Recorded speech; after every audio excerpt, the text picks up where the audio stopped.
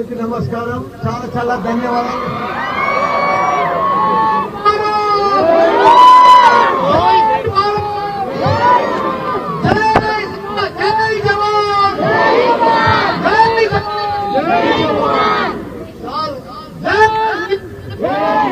అందరికీ నమస్కారం. చాలా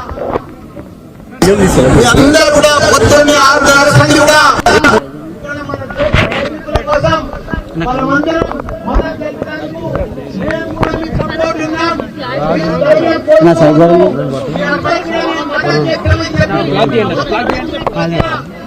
మల్లారెడ్డి హెల్త్ యూనివర్సిటీకి వెళ్ళి పెద్ద ఎత్తున డాక్టర్లు కానీ ప్రొఫెసర్లు కానీ టీచర్లు కానీ మా నాయకులు కానీ అదే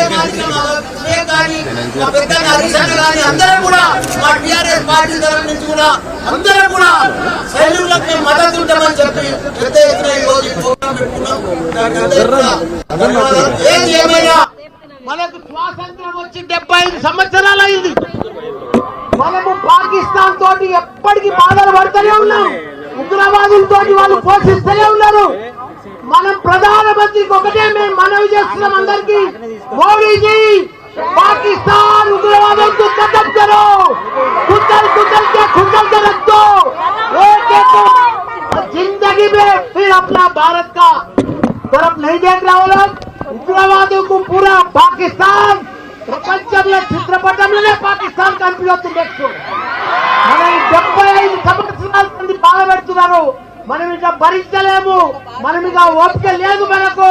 మన సైనికులు మన ఎంతో మంది ప్రాణాలు కోల్పోయారు.